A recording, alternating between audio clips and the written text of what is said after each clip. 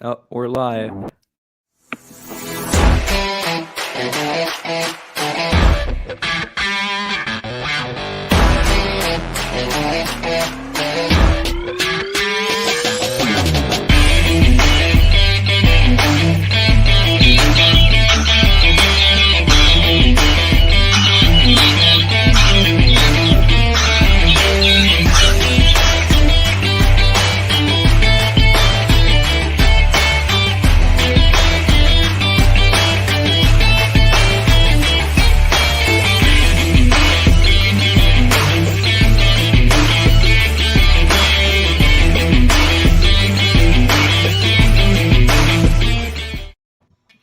All right, and sorry everybody. We were actually talking and we realized a couple of minutes in that it actually didn't go through. So we totally apologize, and unfortunately Bob, Tony, and Drew are going to have to do this all over again. So we truly apologize for everyone out there who we're having difficulties joining, but we're back on track, no pun intended, and we will give this our best shot again. So I was never worried for a second because TrainWorld stands behind all their products. So when including free YouTube live shows. So we apologize about that. But okay, so tonight we have CEO Bob Grubba, Broadway Limited Trains, the big Poobah. and we appreciate you being on here. And Tony, you had a great idea to get us all on together. And Tony, if you want to introduce yourself and talk about what you wanted to kind of put together for the show. Tony Cook I'm the editor of Model Railroad News, monthly publication on new items in the hobby and all scales. We report announcements and then also review items, as you know. Then I do HO Collector quarterly, and I'm now managing editor for Diesel Era, which has also joined the White River Productions family. And I've got my buddy Drew here, Drew Warrington from the Northern Delaware Model Railroad Club, who started up a YouTube channel when the pandemic closed things down so he could still interact with his hobby buddies and such. And Drew's channel has just taken off. He's a high schooler that's into steam locomotives. So naturally, Broadway Limited is a company that he's always following because who makes steam like Broadway? That's true. We wanted to talk about the new Paragon 4 and then the brass hybrid Challenger that's coming out later this year, because he just started messaging me with this. Did you see they're going to do this? And have you seen this? And then I'm like, I can't constant new releases. He's going to block me soon. These questions, but I said, let's see if we can't get somebody that can talk a little bit about them. So Paragon 4 is the new DCC sound electronic thing, replacing Paragon 3, or not replacing, but is like the latest revision of it. And we're so fortunate tonight to have some of Bob Grubba's time. And Bob will tell us a little bit about, I'm going to go ahead and show first this is the new HO scale. Is it up there? There's the new HO scale GP20s. The first run of these is due out. I believe, is it shipping in June, Bob? Yeah, that's correct. Yeah, and this is all new tooling for Broadway. Road accurate details on it as well. We'll have a teaser review of this early sample is in the July Model Railroad News, and I have things up online for it now. And you're looking at, I think, one of the first pictures that's been out, and I hope this is the finished, and this is, I think, a production or close to it model, but that is the Paragon 4 electronics on top of the mechanism, correct, Bob? That is.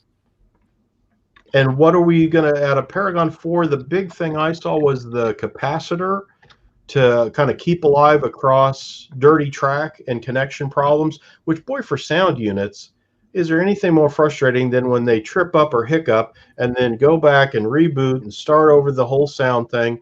This 20, when I put it on the test track, within about its first loop, it's charged up the capacitor, and I ran it all afternoon one day, and not once did I have that typical, where it went back and had to start over. That it's just amazing. I love that. But there's more features than that for Paragon 4 too as well, right?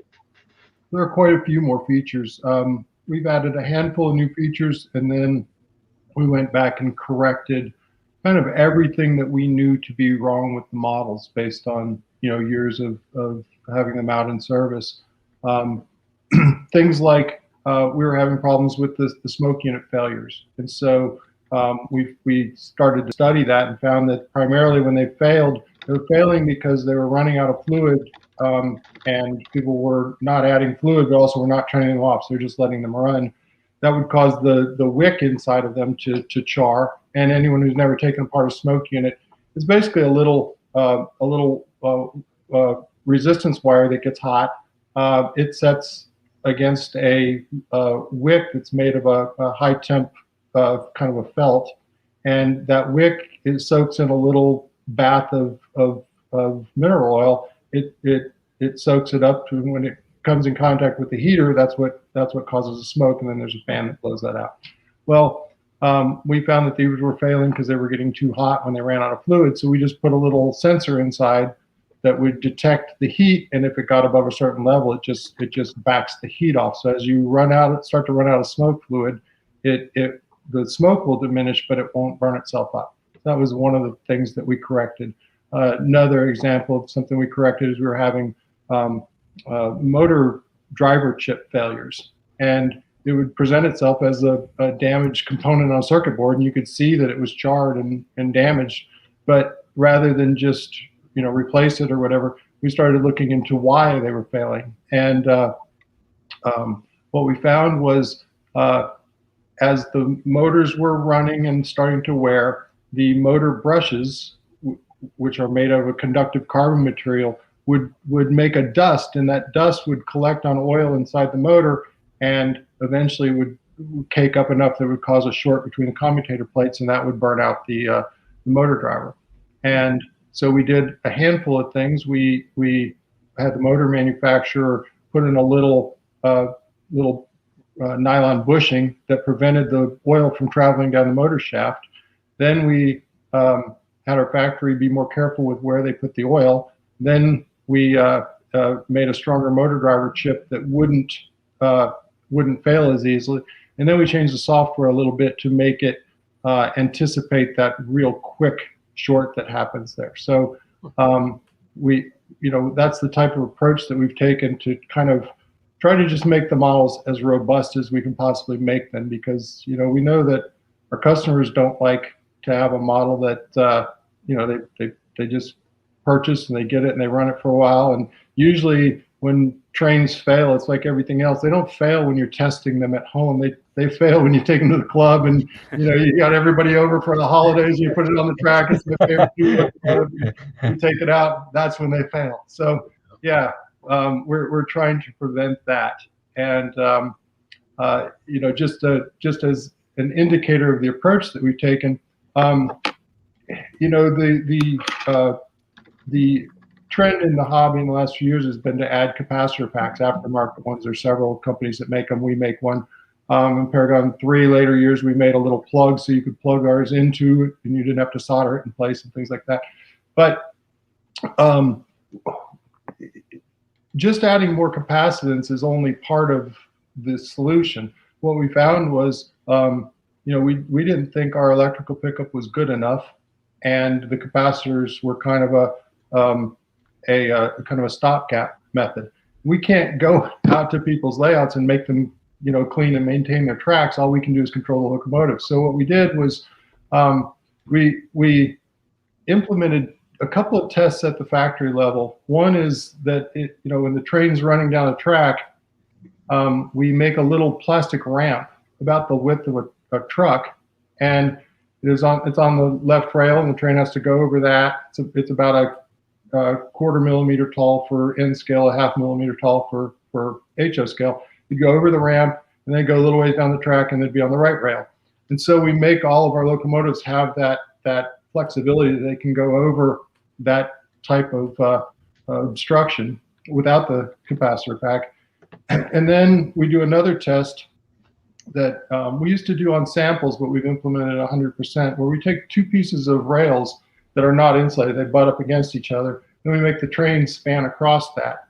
And so it's got one truck on one side of the rails, one truck on the other, and then we take a a meter and we measure from the right rail through the front trucks, through the locomotive, out through the back trucks into the other rail. So we test that on both rails, and we set a standard that it can only be so many ohms. But what that does is we started to find that, just things like putting too much grease on the axle could cause, insulation, and it would make the electrical pickup just not very good.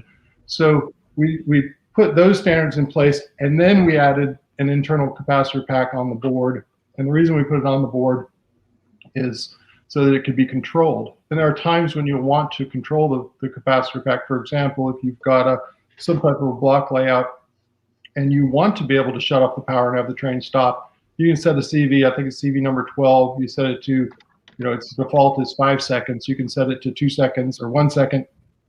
The locomotive will stop after a second. Sounds will die after a second, and you'll be able to control it that way. Or if you're a person like me, where you want, when you turn off the power, you want all the trains to stop and be quiet, then you set them all to a lower value and they stop. And as long as you've got reasonably good track work, a second is a long time. Without that, the capacitors that we typically had on would last, on the order of milliseconds, a few milliseconds, which is enough to usually, because we do have electrical pickup on virtually all the wheels. And some models even will leave in trailer trucks. We've got electrical pickups on. N scale, it's a little bit different because there's not room for the big capacitors. I'll hold these up. So this is an HO model, and these are the capacitors. And there's 3 of them. They're pretty good size. They seem small until you try to put them in N scale. And that's the N scale board. You look how thin that is. And this red square thing on there, that's called a tantalum capacitor. Stupidly expensive. A little bit hard to get right now because they're used in all small components around the world. They're used in iPhones and fighter jets and automobiles and everything else. But we put those on an N scale just because you start talking about that's an N scale switcher, and I'd love for somebody, if somebody thinks they can figure out where to put some big capacitors in an N scale switcher, you tell me.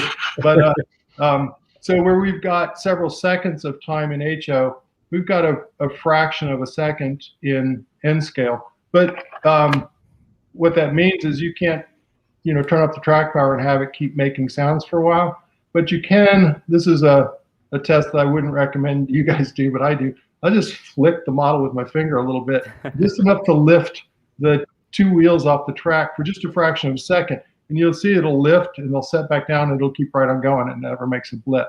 Well, what that translates to is that if you've got reasonably good track work, you can run our Paragon 4 N scale models on, they'll just run smoothly on layouts that a lot of other models will stop on. And I just did a recent test. I purchased 4 of our competitors' models, and I ran them on. We've got a layout in our office that we never clean, we never dust, we never do anything to. We keep it purposely horrible. And when we put an N scale model on there, most models just go an inch and they stop, and you tap them and they go another inch, they go another inch.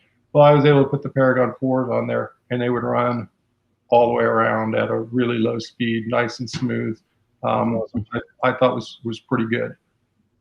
So those are some of the technical things we've done with Paragon 4. Some of the software type things that we've done is, we constantly get feedback from customers that they want various features.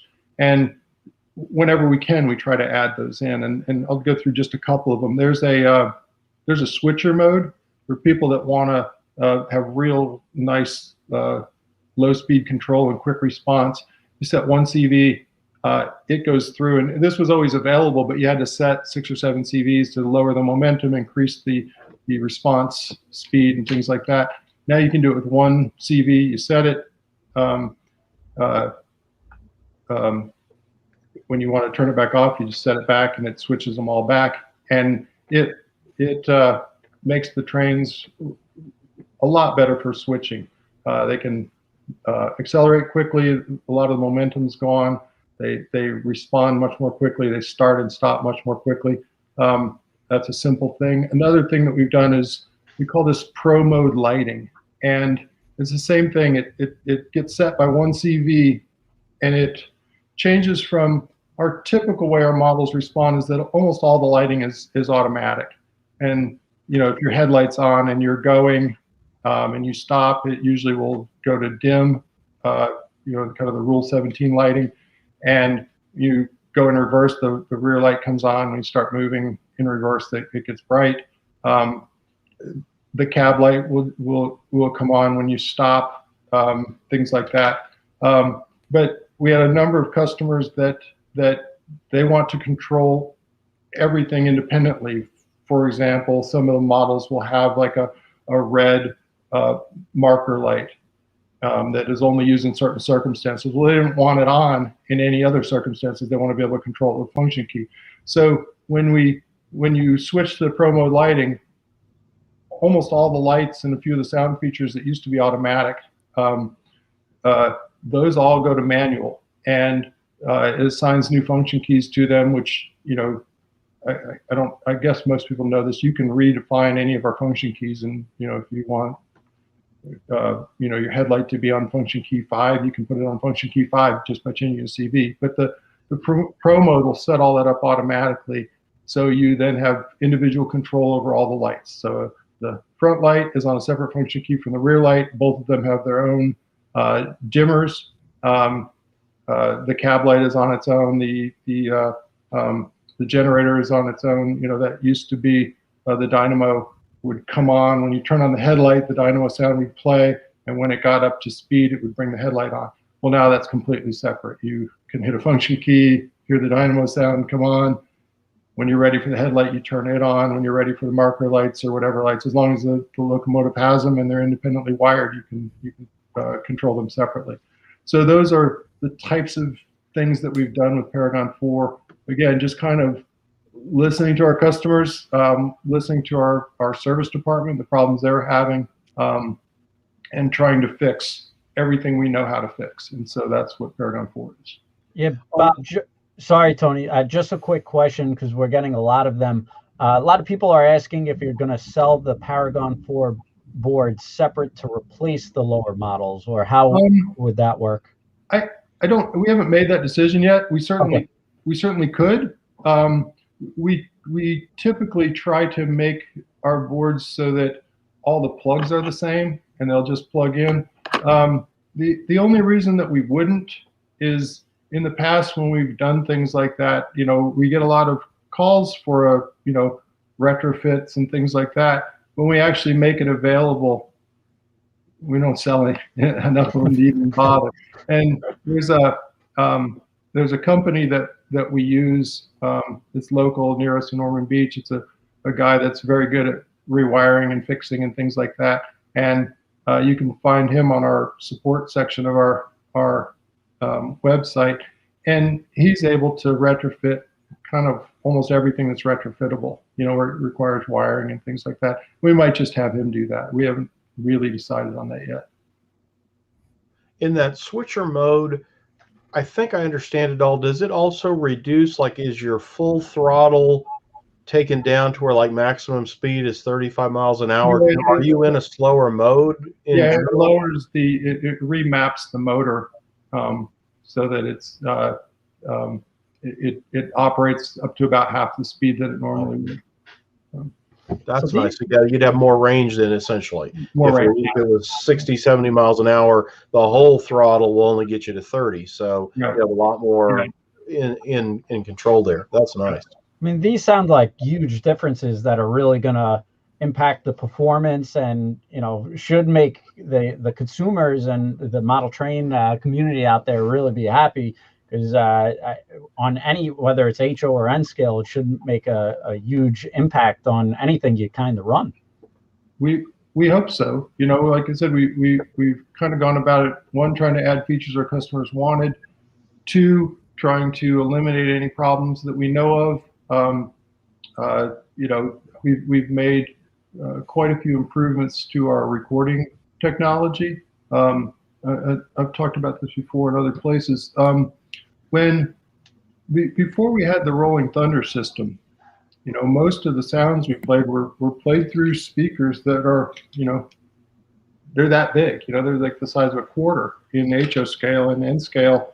They're that big. They're tiny, and the physics is just that those speakers won't play low frequencies. They just won't. They'll play typically a range from 600 to 6,000 hertz. And most people have probably heard that you can hear between 20 and 20,000 hertz. Or at least Drew can hear that. The rest of us probably can't.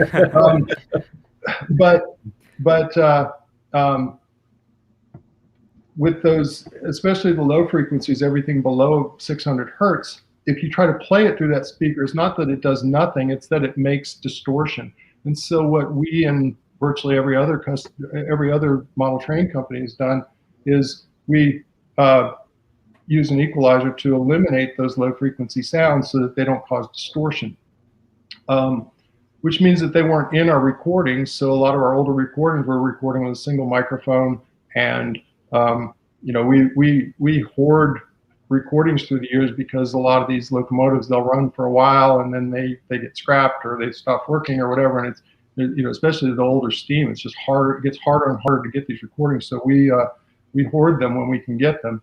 And one of the things we found with the rolling thunder system is we really needed a lot of new recordings with low frequency. So we've done a lot, as much as we can with COVID and all this stuff, get out and do some recordings.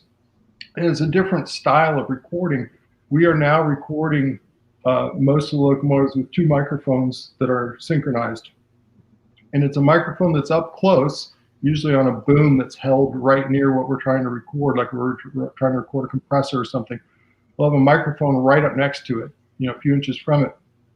And then on a stand 50 yards away, we'll have a low frequency microphone that's set up to record those long wavelengths that are the low frequency sounds. And so then when we start to build up the sound set for the model, we put those two together synchronized, and then because of the way the sound system works, where it's sending the low frequency to the subwoofer and the high frequency to the onboard speaker, we can get it to play both sounds simultaneously and not have it rattle the little speakers. And so, those are the types of things that we're doing to try to make these things just sound as realistic as possible.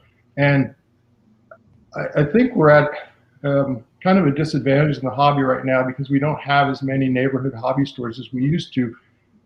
If this was 50 years ago and you came out with this type of technology, first people would fall over, they wouldn't know what to do with it. So it would blow them away. But if we did have it, you'd be able to go into a hobby store and they'd have a layout and they'd have a subwoofer there and you could listen to it. Well, there aren't just a lot of places around the country that you can do that anymore. But if you can get a chance to get to a good hobby store, a train show, whatever, and you can hear the rolling thunder, it's just spectacular. I mean, as an engineer, we came up with the idea and we built it, and it took a while. But what I thought it was a success, I was sitting in my office one day, this is several years ago, and I heard this sound, obviously a diesel engine. I look up and I'm looking for a truck. I'm thinking we're getting a semi delivering a load of trains, And what it was is this sound engineer was in the room down the hall working on a diesel, and it sounded like a diesel and it felt like a diesel. I don't know how people's neighbors and families are going to like this, but for the train guys, man, this is just cool. And wow. And so if you haven't heard Rolling Thunder, I think you're missing a part of the model railroading experience. You need to get out and listen to it somewhere. Yeah, it's amazing you have all these new sounds going on. Could I ask, what portion of the sounds could you use from what you had, and how many are new? Roundabout. So, every time we make a model, Mm-hmm. we'll have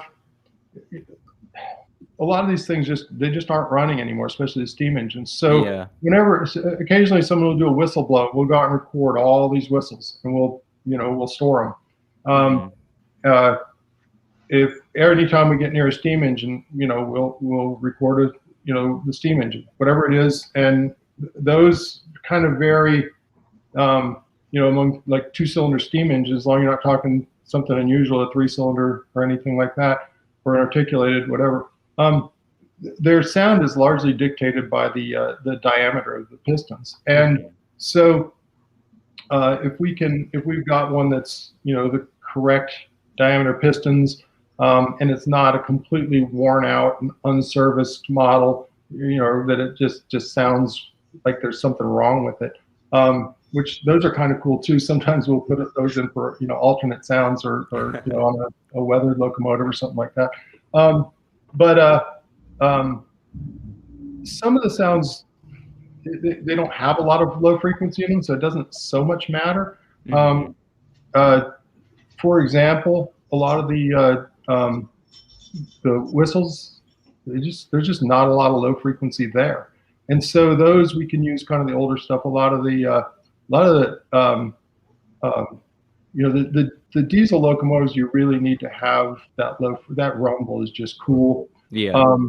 In some of the horns, most of the horns, there just isn't enough, and we kind of we'll artificially add it in there a little bit. And we'll take things like we'll take the horn and we'll digitally modify the sounds to get it to the low frequency component. Then we'll add that back in, and it's a little bit of playing games, which we have to do when things don't exist anymore, or like I said, there's no low frequency component in the recording. But does that answer your question? Yeah, it's exciting to hear that we have all these new sounds, because I listened to between Blue Line and Paragon 2 and 3, and you hear differences between different locomotives that are run between the lines, and it's exciting to see what's going to come in Paragon 4. Well, I really like on the articulated. I was running that Y6B Malley. I got one of the Pevler Blue what ifs that you guys did. In fact, that's on the cover of our July issue and the first locomotive review. That was so awesome. And hearing the articulated, the chuffing and chugging are just a little out of sync, as they would be on the real locomotive, because they're not both running at the same time. So I thought that was really nicely done. So I often wonder when we're making something, how many people even hear what we've done and understand it. So the way the software in those models works is there are a couple of CVs, one that sets how far out of sync the two steam engines are. So you've got, on an articulated, you've got a front steam engine and a rear steam engine, essentially two. And for various reasons, small differences in diameter of the wheels and a little bit slip, they come in and out of sync. So if, like, for example, you're not going to just hear 8 chuffs in a row. You might hear that for a little while, but you listen to the same locomotive 5 minutes later, and one engine is slightly out of sync, and it doesn't sound the same. So what we do is we've got 2 CVs that control the way the articulation, the 2 articulated engines come in and out of sync, and one sets a start point where you could set a CV to have them both be perfectly in sync, and it would sound like a regular 4 chuff per revolution locomotive. Or you could set it to start anywhere along the way, in and out of sync.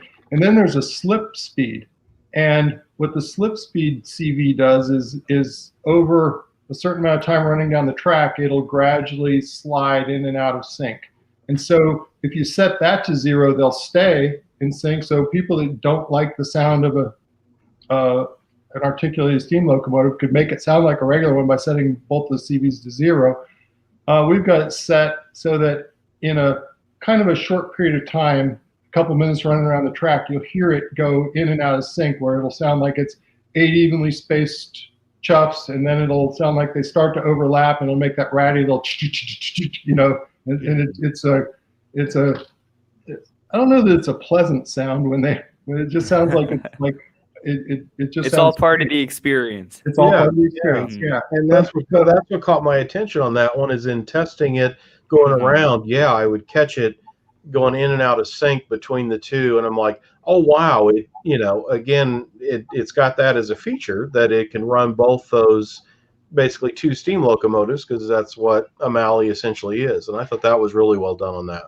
Well, thank you. We I think one of our weaknesses at Broadway is that we probably spend too much time on, engineering, software, things like that, and probably not enough time explaining to our customers what these features are.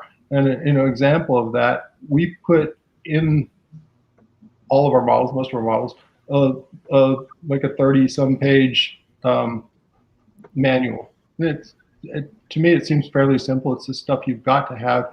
Then you can go on our support tab at Broadway Limited, Broadway-limited.com.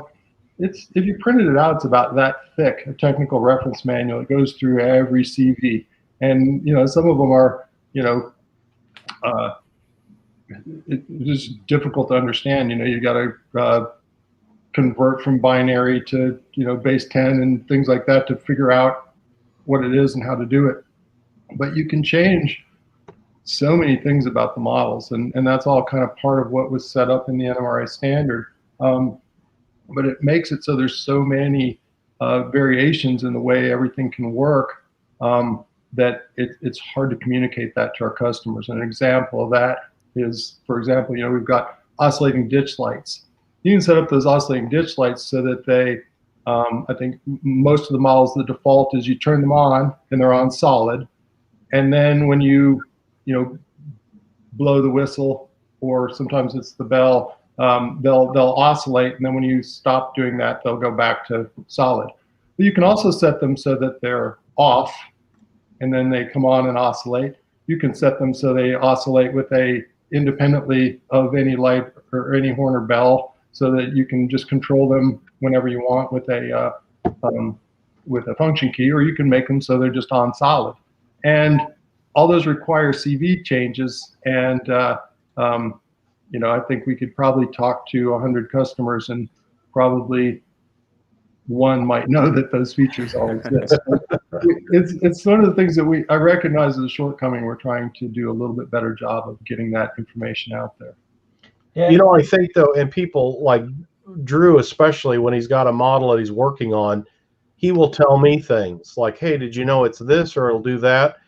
And it's like, no. And like my assistant editor is 24, and he's the same way. Well, you can program this, or you can fix that. I'm like, no, but I'll bring it over next time, and you can do that for me. But, no, that's because they went online and read the technical reference manual.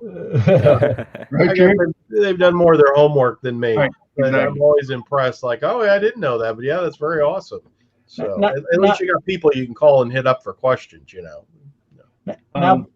Now, Bob, I noticed anytime I speak to you, I'm amazed, because you're not just running a company, but you're a complete tech monster. Like you know the insides and outs and all the intricacies, and it seems like you know all the I'm serious. So how'd you kind of get started with, I guess, creating these models and like knowing the knowledge of how to like build something, or do you attribute something for your success? So when I was a kid, we had model trains around the house. Back in the day when we used to get in trouble for putting the glass Christmas ornaments on the track and running over the trains. When I moved out of the house, my bedroom, I couldn't move back in because the bedroom was converted to a train room. And I'm a mechanical engineer, and probably 10 years into my career, answered an ad in the Wall Street Journal. Lionel Trains was looking for a director of engineering, and uprooted the family, moved to Detroit, worked there for a few years, and then decided, we're from Florida, we had to get back home. If I wanted to stay married, I had to get back home.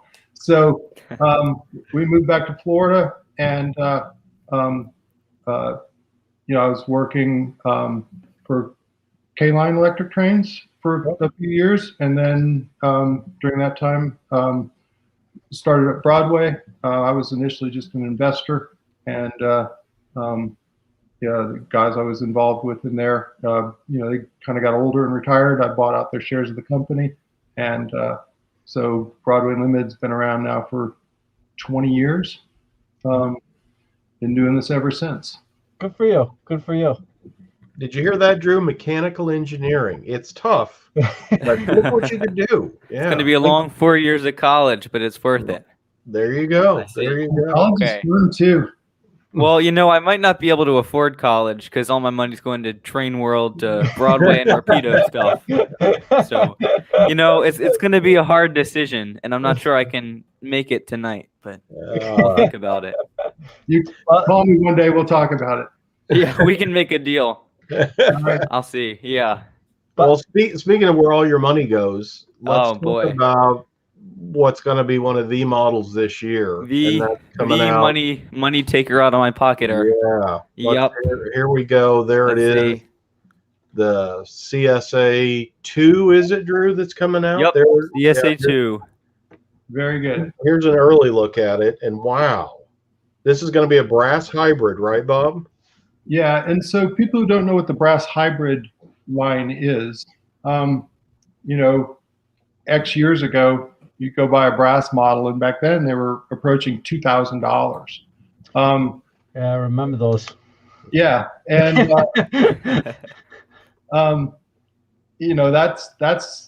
that price range is there's just only so many people that can afford that, and yep. We built some brass stuff before, and you can sell a few hundred of them, and it's really a niche market. And so we focused then on tooled either plastic or die cast models. And the problem with those is the tooling is ridiculously expensive. To tool this locomotive, and I happen to know this number because we tooled not that many years ago, a later version of the Challenger, and it's just the tooling is in excess of $250,000. And that's not the design and the everything else that goes with it. That's a lot of money, and this is a small industry. There are only so many models that are popular enough that you can spend that kind of money and recoup it and make a profit. We have to make a profit or we'll be gone. But that left a whole lot of really cool locomotives that you just couldn't do them. They could either be done as a brass model for a few $1,000s, or they could be done. They couldn't be done at all because there's no way you could sell enough of them to pay for that tooling. So we came up with the brass hybrid line. I can't even remember, 6 or 7 years ago. And what these are is they're a hybrid. They're kind of a mix between brass and a tooled steam locomotive. And most of them are the same way. The chassis is die cast, and that allows us to get a really precision fit in the gears and all that stuff because the die cast parts are, they come out of the mold and they're all, pretty much uniform in shape. We make things like the brake rigging and some of the leading and trailing truck parts and things like that are plastic. And the reason for that is that you don't have the problems with shorting. A lot of times a brass model, they're just not all that runnable because if you touch it, you're going to push the brake rigging or the sand lines or something into the wheels. It's going to cause a dead short, and people have to be really a pretty gifted mechanic to get them to run. And so we came up with these where basically the running gear is die-cast or plastic out of our similar to any other model that we have, but almost all of the body, and in this case, it is virtually all of the body, the tender body, the locomotive body, the boiler, the cab, the back head, all those things are all brass. And what that means is they're more expensive to build. The unit price is substantially more our brass hybrids are usually selling for $600 to $900 retail price. But the brass also gives you just a really fine level of detail. Yeah. Things like the lip along the roof of the cab is, it can be thinner in brass, and you can look at that and you can kind of see that they just look better. They look great. And it also makes it easier for us to do variations. Like in this particular run of this model, we're doing 3 variations. And so Union Pacific did something like 105 Challengers that they ordered. They got them in 5 batches. This one was the second batch. And I can't remember how many locomotives it was. Drew probably knows off the top of his head to put him on the spot. Something like on the order of 30 locomotives. They were numbered in the beginning of the 3,900 range. And after a number of years, they were having problems with them. And the problems were that when they built these, they tried to do them kind of economically, and they bolted the cylinders to the frame. And so after a number of years, the bolts were breaking and they were coming misaligned and having problems. So they did a rebuild, I think in like 1947, and they welded the cylinders to the frame. And that went on for a little while, and I guess they were probably still having problems with that, because then they took the front engine of these and they replaced it with one that was the cylinders were integrally cast into the frame, and also the pilot is all one piece. So then it made it really unlikely that they were going to, certainly they were going to come unbolted or the welds weren't going to break, but I think it eliminated all the problems. And so we did 3 variations of these. We did the as-built, and the as-built, you can look, let's see if I can bring up a picture here of the as-built. This is I'm just going to hold my phone up. And you can see on the front that little section there, there's like a cross webbing and a hole. That's kind of one of the spotting features of the as-built. And then some years later, when they re-welded them, they put this plate across the front that eliminated that. And then so the handrails have changed and some things like that. So they look a little bit different in the front. And both of those still had the tubular constructed pilot. And then later, when they did the integral cylinders into the frame, it looks similar. There's a plate that comes across the whole front, and then you can also see that the pilot is that casting rather than constructed out of individual pipes. And when they did that, they also changed the sand dome on some of them, not all of them. On the ones we modeled, changed the sand dome to the big square one that people probably recognize from the later Challenger. So that variation looks a lot more like the later Challengers. So those are the 3 that we've done. And for us to have done that with a tooled steam locomotive to do those variations would have added probably another $50,000 in tooling. But because these pieces are made of brass,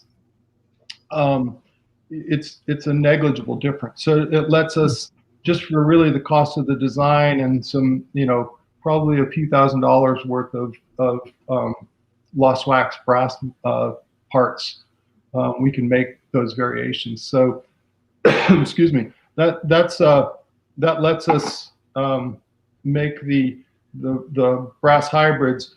They're still expensive, but they're probably a third the price of a brass model.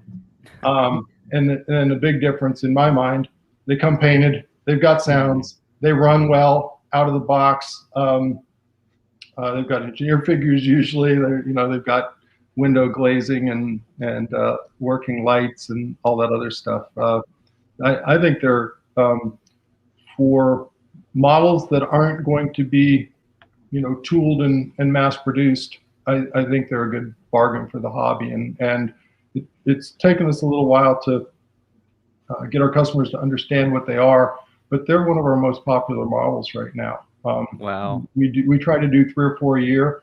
They take us a while to build because it's a lot of hand soldering. All those pieces are hand soldered together, and they're expensive, but I think people like them. They've caught on and they sell really well.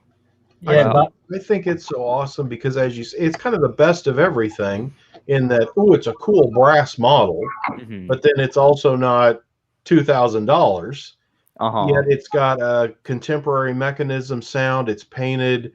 I mean, they're all around winners. Yeah, when I can't remember what was the first one I got of those, but it was like, wow, that's so awesome that it's brass, but it runs like a new great model, and then it's all decorated and has all the right details. Yeah, I think it's a fantastic thing. Whether you're an operator or a collector, they're a lot of fun to have. And this one is later this year. I think, Ken, you've got these up on your website. I think can be reserved now. Yeah, we're taking pre-orders on them. And Bob, you really did hit like the nail on the head, because I remember those like pure brass engines, and they were just at a price point that you guys were actually before your time. They were beautiful engines, but they were really expensive. But these new brass hybrids that you're coming out with, it's like that sweet spot where it's just above a regular model, but everybody wants more detail, and your engines that are brass hybrids are just so beautiful and gorgeous, and it really makes you the king of steam. Just really gorgeous, streamlined stuff. So it's really that sweet spot where people are willing to pay that extra detailing, and whoever came up with that concept to mix the two is a genius. So if that was you. Yeah, and it is. Yeah, it's great because, again, I think brass has that like Cadillac or Lincoln feel to it, of like, oh, I'd love to have brass, but I can't afford it. So these, when I see them, it is like, wow, this is like a Tesla. You get the best of both worlds. It's like, I can get a brand new Cadillac for this price. It's like, that's awesome. So that's one thing I like about them. Yeah, it's funny that Tony refers to premium cars as Cadillacs because it's back in the day, and Drew's the new school with the Teslas. There you go. Sorry, there's the difference. Yeah, but we're both dating ourselves, aren't we? But really cool, and we're excited about that. And so you got that coming out, and also the Santa Fe engine. I'm boy, not sure, Drew, if you want to touch up on that too. Yeah, which is that one? Well, better than brass detail. I think that's Athern's slogan. I thought it was Broadway's until it came out of my mouth. Anyway, this is better than brass. I'm sorry if I'm infringing on Athern's slogan, but I saw that video the other day, and back it up. Well, I saw the video and I saw the piping on it, and it reminded me better than brass of the SP&S brass hybrid you made a few years ago. I'm like, brass versus plastic. If I was an alien, you put those side by side, I wouldn't be able to tell which was die cast and which was brass. It's really amazing what you guys have done with all this new Paragon 4 level detail. So one of the things I would say about that is, if you've ever seen our models unpainted, and we just put out some pictures of our FEF 2 and 3 that were unpainted, and what you'll see is like this model. This is the one we have to be talking about. Yeah. The boiler is die cast. The tender's die cast, but if this was unpainted, you'd see that a lot of the pieces on here, some of the piping, handrails, things like that, a lot of it is brass. Wow. And the reason for that is that there's a technique called lost wax casting. And yeah, there we go. We need to talk about that next. Yeah, you can see on this, the pieces that are brass, the black pieces are plastic on this. The silver pieces are die cast, and all the brass colored ones are brass. So there's a fair amount of brass on these. And what I was trying to talk about is lost wax casting.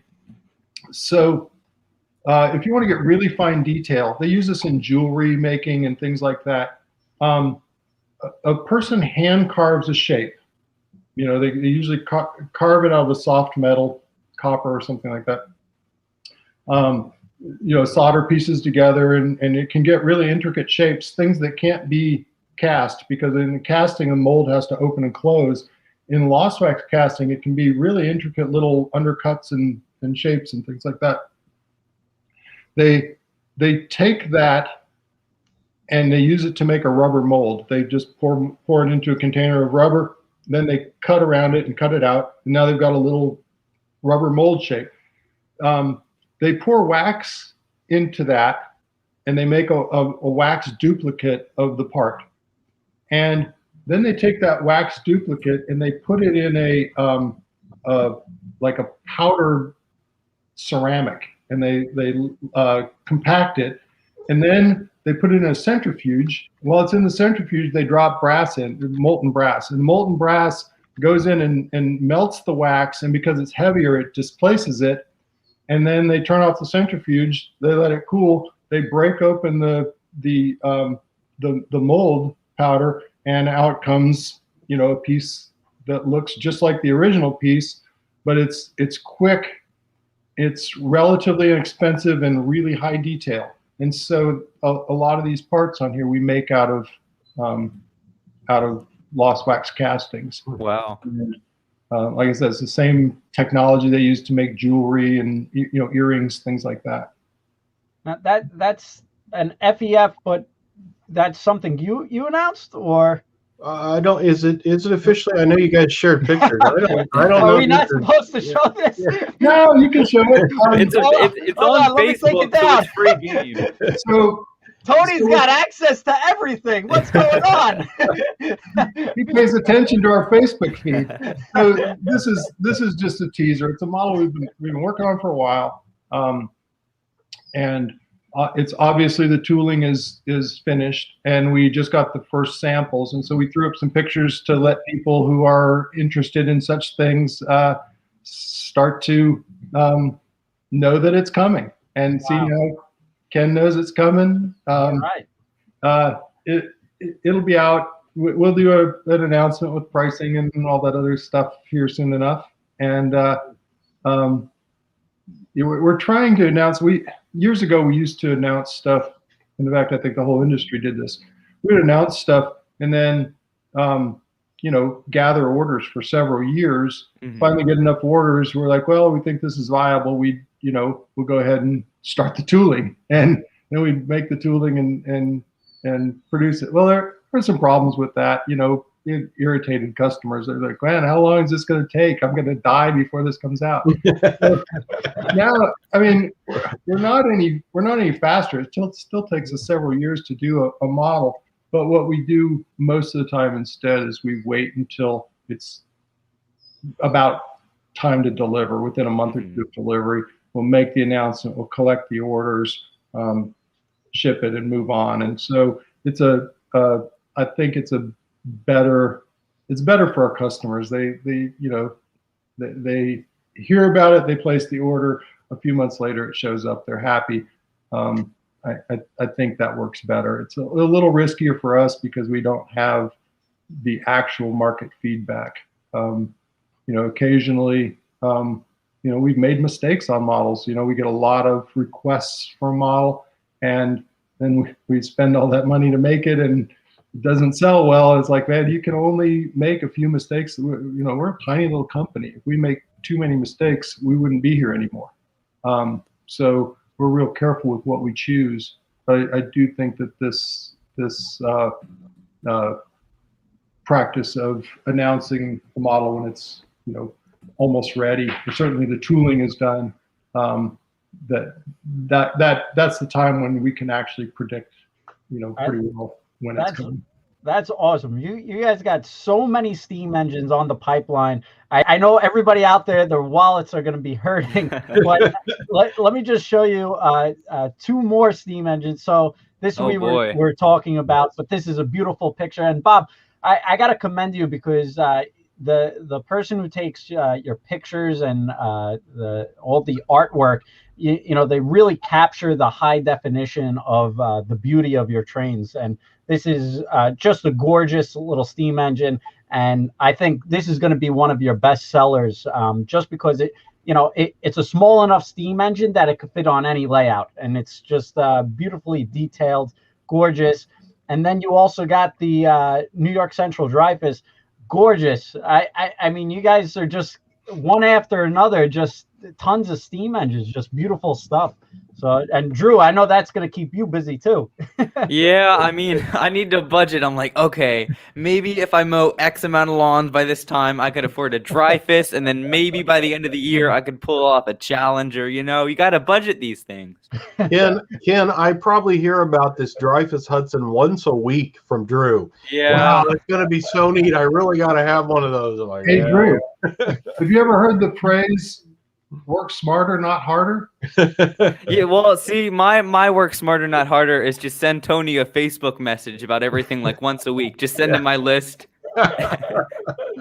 Well, I think you should see if you can get Tony to arrange for you to get a Dreyfuss to do a review on. I mean, And, I think that would be a good idea. I think Tony's saving that card up his sleeve for his own layout. No, Yeah, no. he was hiding that one for me. I already told him I bought one from the older run of those, so I have a Broadway Dreyfuss. So yeah, it would be up there. Yeah, He said we're not reviewing it, but it is very, very good. So you know, I think he's just trying to get me to buy it. We'll see. And Bob, do you know?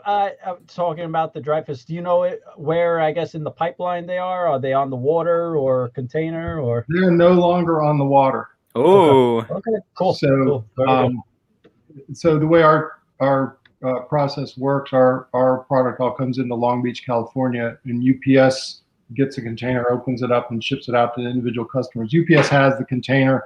I would think that you should get tracking numbers and an invoice within days. Cool. And I'm still waiting for the Vanderbilt Hudson. oh yeah. Everybody Is that fair game? Are we gonna do it? Not gonna do it? Hopefully. Oh, I heard from the Broadway Limited Facebook group, which I highly recommend you join. It's in tooling, supposedly from a rumor. Is that true? Can you confirm? Do you see, Bob? This is what we go through about. Bob's 10 getting times red. a day. Yeah. His face is turning all red. Hey, you can pass. You can say pass. No, I don't mind. This is one of those ones that you know, we announced, and then kind of the way we used to do things and collect orders, and this one just never had enough orders, and so we like, you know, we were sitting here as a business person, you say, well, we've got 3,000 people that want this model, and we've got 800 people that want this one, and they cost the same to build. Okay, which one are you going to build? Mhm. You know, and so we put it off.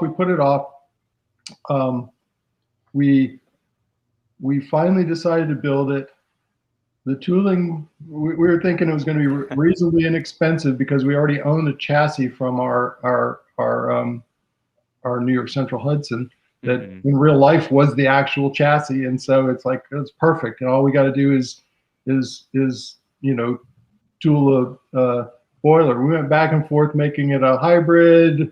You know, the price was fairly high. Making it a tooled, and so we decided to tool it, and the tooling was so expensive. So we put it on hold and taken it off hold so many times I can barely remember its status. But we will eventually make an announcement on it. Okay. All right. So it is coming soon, Well, possibly. Can yeah, neither confirm nor deny. we just have to get Ken to place another few hundred orders, and we'll be there. Maybe it'll just become a Train World exclusive. I'm Fund it that telling you, way. it's one of our best-selling steam engines. Speaking of Train World exclusives, Oh. we'll show you guys. Change So- subject, quick. Broadway Limited. When this, if we're making a particular model, if any of our dealers or distributors want to, you know, make a custom run, we do it at the same time, and usually they'll provide, you know, kind of artwork and say this is what we want. And this is an example. Wow. Really a cool paint scheme. spin it around. This is a SD40.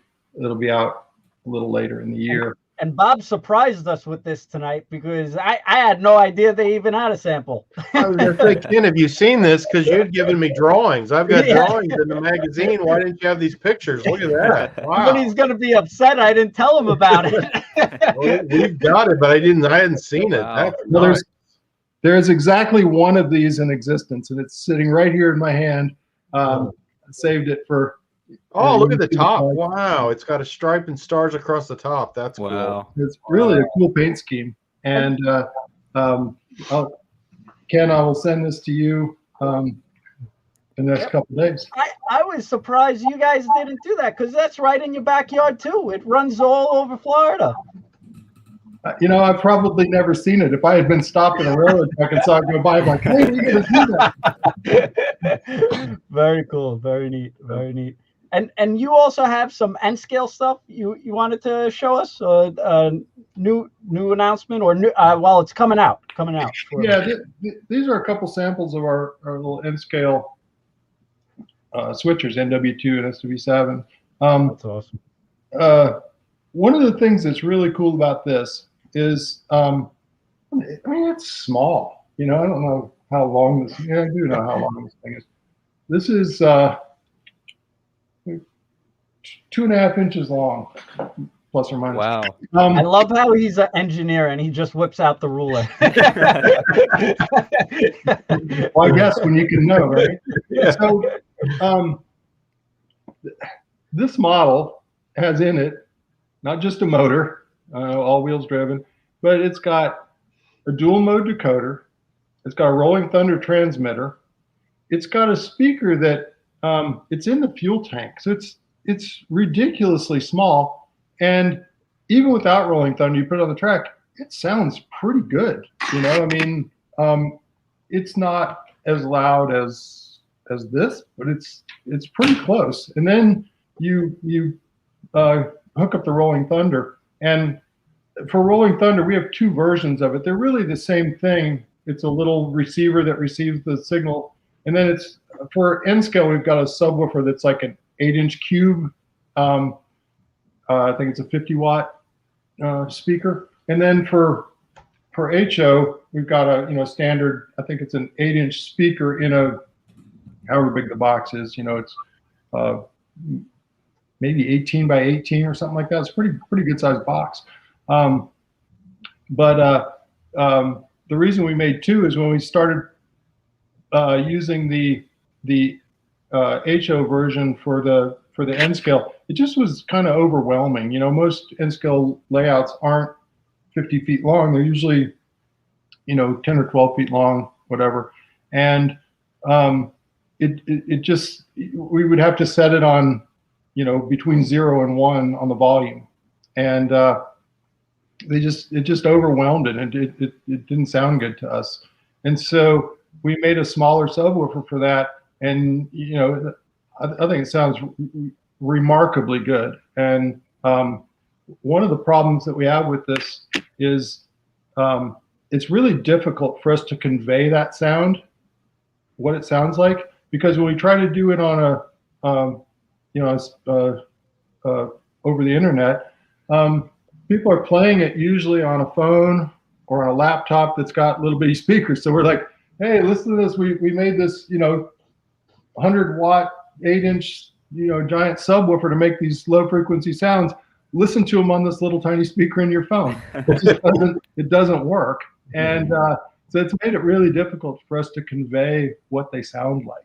And again, I urge anyone who's serious about the sounds, especially N scalers. Hey, take this thing and put that little cube subwoofer underneath the table. It just expands the sound that's there. I think it's remarkable. And with that low frequency, if you're old enough, Drew will have no concept of this, but I think we will. I've told people, you remember when Earthquake, the movie, was out, and it was Oh yeah, you've lost me. And they put the bass stuff in the theater. They'd crack theater walls, and it had that shake to it, and you could feel it. In fact, that was the thing.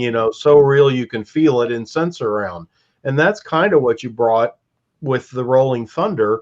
is, again, you don't think about it. When you're standing trackside and a train goes by, as much as you're hearing it, you're feeling some of that vibration too. And it does reproduce, or, it gives some of that effect. So it is kind of a new dimension in kind of that environment of creating stuff. Now, Drew got to ask about, and Ken, about the Vanderbilt. I ordered from Ken the Broadway F units in Santa Fe, the black ones, the black with the red war bonnet. Yep, black bonnets.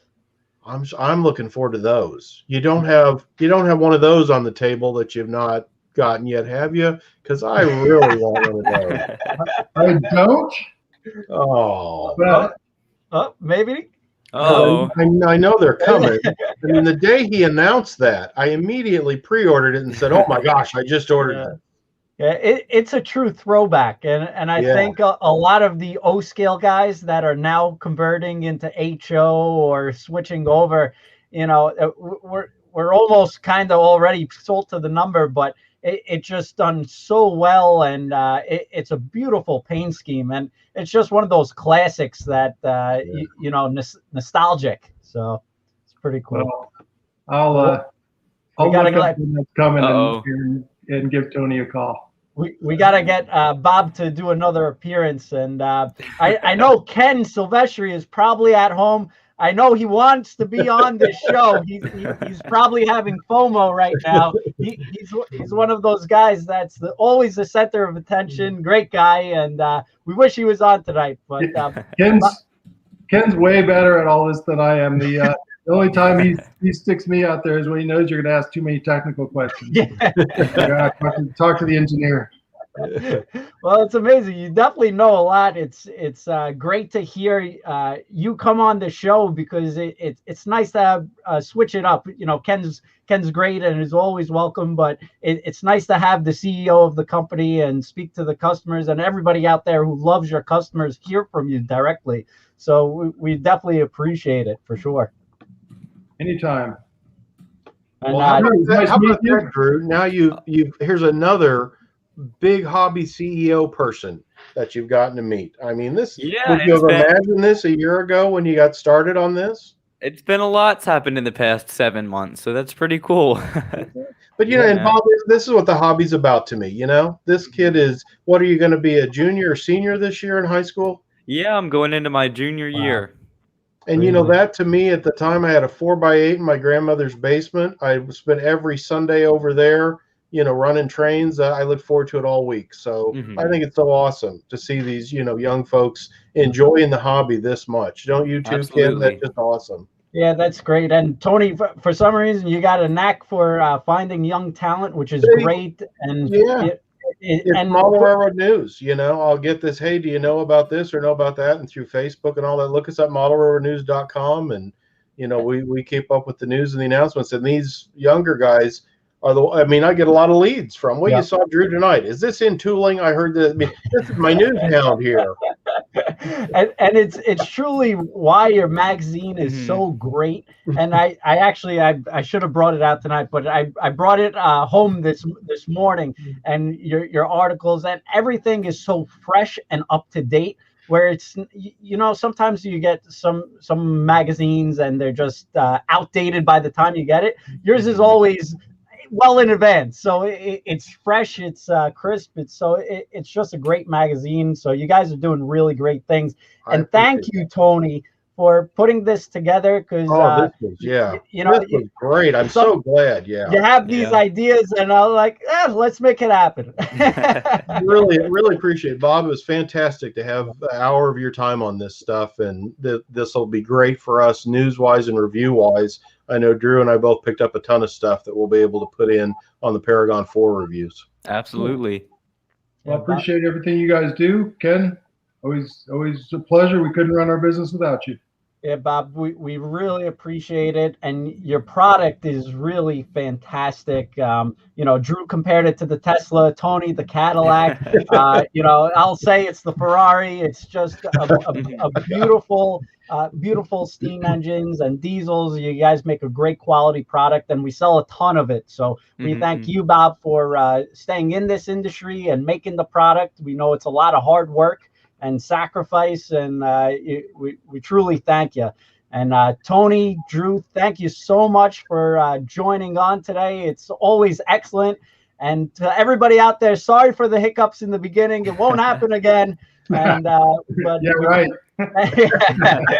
but thank you for sticking on. We really appreciate it. We couldn't do it. All of our businesses out here, we couldn't do it without the customers and all our patrons, fans out there that continue to watch and support us. So we really appreciate it. So with that being said, you can get all your Broadway limited engines, trains at TrainWorld.com.